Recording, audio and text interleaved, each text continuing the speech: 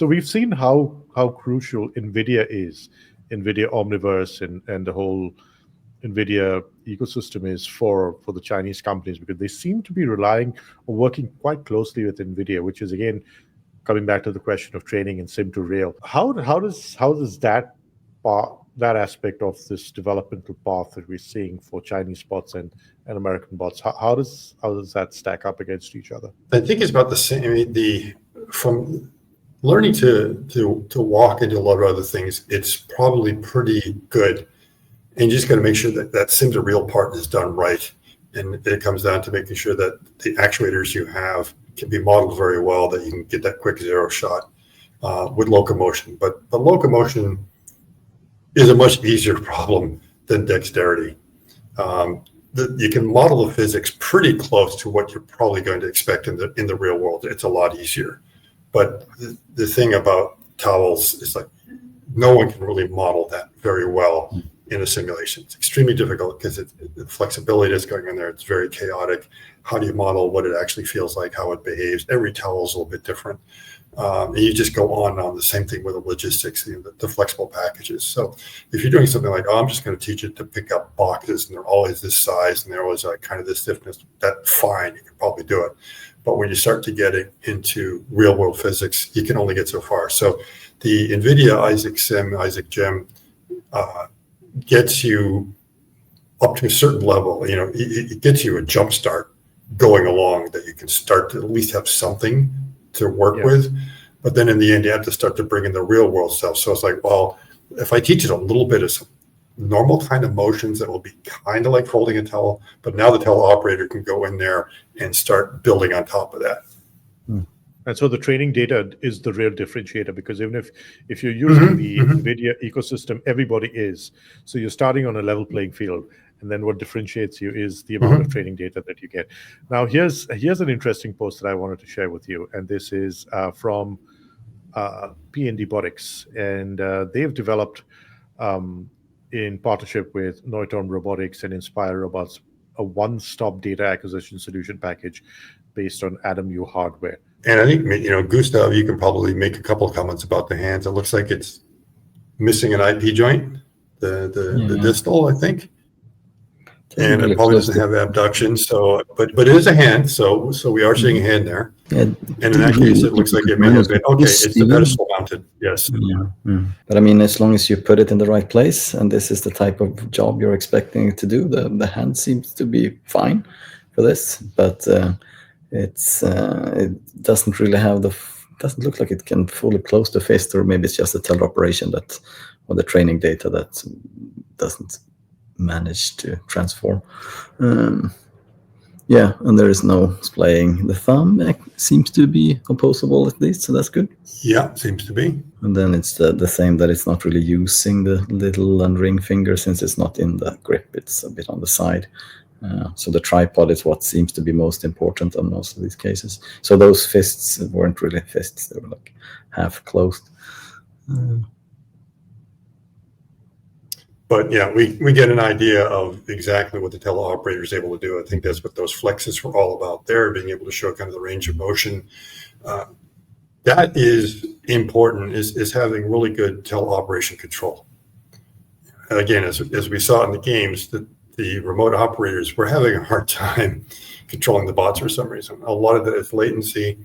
And the other is also the first person point of view just may not be there to allow you to do things really, really well. And what's happening in a lot of training data is that if you have something which is slow, the latency is bad, you're getting overshoot and everything else, that's already hard enough. But the other thing is that if you really can't see what's going on, you can't feel it. And especially if it's not exactly mimicking what you're doing quite right, it's like your elbows down, but it's elbows up, so things just don't feel right. You tend to do those operations slower than you would naturally. And so the result is the robots are already getting like just bad data because you have a hard time.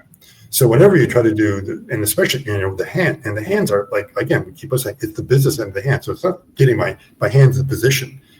Yeah. We can come up with robotic kits that will pretty much get the hands in position pretty quick. But then after that, we're trying to figure out, okay, what do we try to do to move those fingers the way they have to be able to grab it? And that can be very, very slow. And the problem is that's what the robot is now receiving, is like, that's how you're supposed to do that task, really timidly, really slow. And it's like, and then scaling and actually speeding it up turns out to be a challenge. It's not just like you say, oh, we'll just take the data rate and then like ramp it. Also, a lot of the Chinese bots are about 4 foot something, so you've got to find enough of people 4 foot something size. Yes, yeah, and that is the other challenge, is and there have been some papers recently, a couple others that were sort of talking about a really good job, is that being able to, I guess, inhabit the bot, if you're a different size, it's not easy to scale. It really is. So there's basically 2 ways you solve the problem. One is, if you want to have a dancing bot and you want to have a bot that dances like me, I can have a small bot and we can come up with this kit and it can capture all my joint angles, all the movements I have. And assuming that, I'm not doing movements that are very difficult for the robot to do, I'm not trying to like twist my torso with some degree of freedom as I have. You probably would be able to do it, and that bot would mimic me perfectly, because all it really has to do is like imitate my movements. But if you actually want to do a task, now you're talking about a Cartesian world where you have to operate in that Cartesian world. And if we're different sizes, it's very difficult to scale. And so as an operator, if I'm a really big person and I want to come over and pick up a box and my hands are coming out kind of like this at this angle, that's what I expect. But if I'm controlling a little robot that's really small, well, his shoulders maybe not as wide as mine, so he might be coming in a bit more like that. And I'm looking down and I'm saying, why is he doing this weird thing with his elbows? My elbows should be out like this. It just doesn't feel right.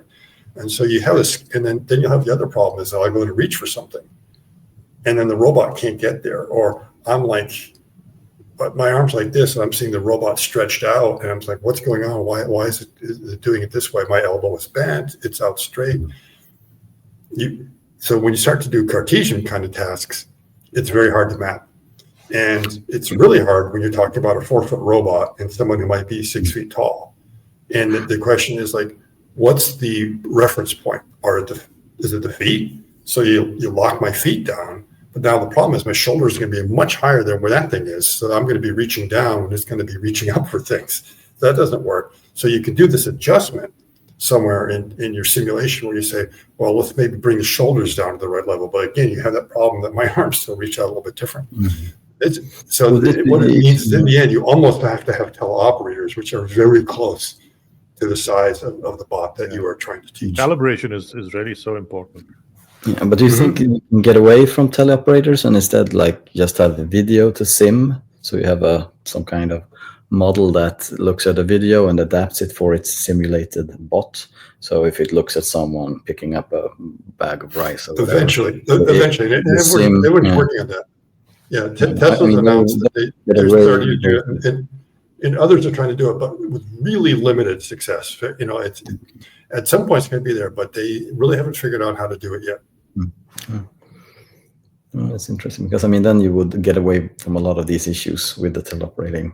If for in some way you could get your sim bot to move to emulate the video, and you practice it in the sim. So now it can pick up all the objects, and then you put it into the bot. But it's